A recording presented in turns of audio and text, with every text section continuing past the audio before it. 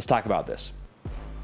They were extremely disappointing for what they did in 2022, for how well they've recruited, for the buzz around them in the offseason, for Jimbo Fisher having some jewelry. They have underachieved.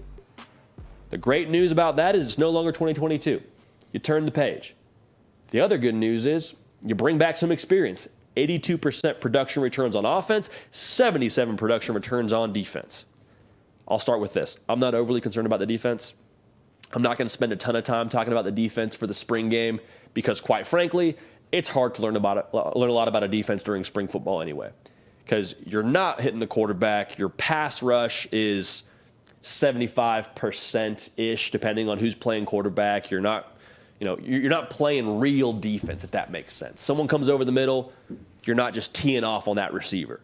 You're protecting each other. So the defense, I think, has a chance to be really good. I don't think the defense will be the problem this year, as it wasn't last year either. They only allowed 23 points a game. That's winning football defensively. And you bring back 77% of that.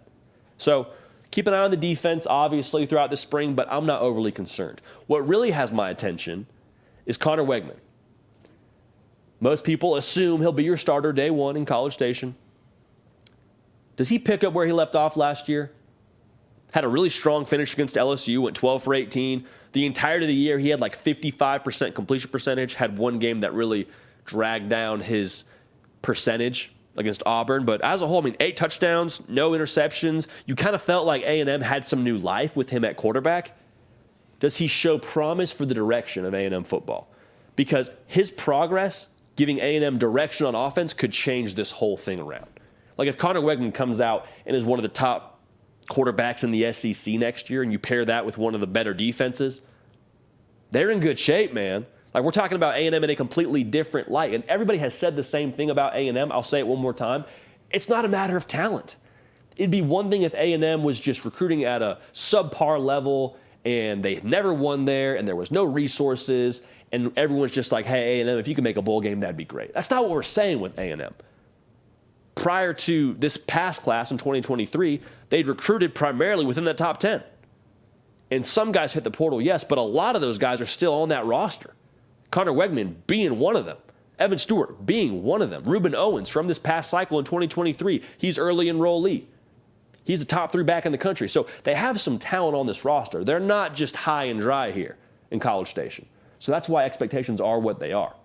But if Connor Weigman can help capitalize on that offensively and pair that with a good defense, like, hey, now, might be cooking with peanut oil. Now, here's the major caveat. What's the direction of the offense, right? And we want to see that in the spring game. We kind of pair that with Connor Weigman, how comfortable he looks as being the guy, and does he look like he's in command of the offense? Does it look like his team? The major caveat is, does the offense have a new direction? Because it was the press conference heard around the world for like the second year in a row now out of College Station. Year before it was the Jimbo and Saban beef, and this year it was the Bobby Petrino questions towards Jimbo Fisher and how he answers those. Just made everybody feel uncomfortable. I don't care if you're saying I haven't seen the Jimbo Fisher press conference. You're just wrong. Here's the deal. The offensive strategy a year ago wasn't cutting it. Okay, it doesn't take a football mind to recognize that. You're saying you're recruiting these elite talents, but you're scoring like 22 points a game. What's up with that? Something ain't adding up, Chief.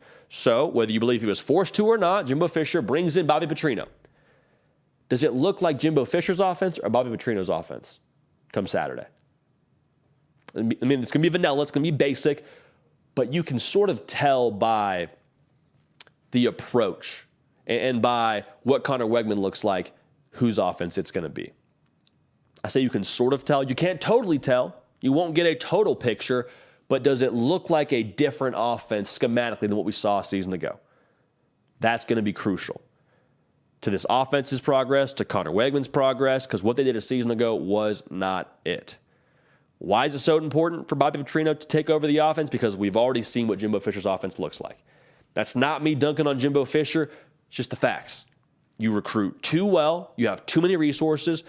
Quite frankly, you have too good a quarterback to score 22 points a game. So for Bobby Petrino, does he get the sticks? And do we see some sort of a semblance of that in the spring game? And Connor Weigman looking the part will obviously be a big part of it as well. Hey y'all, thanks so much for watching. Subscribe to the channel here to make sure you don't miss an episode of The Hard Count. Also be sure to check out other videos on the On3 YouTube channel.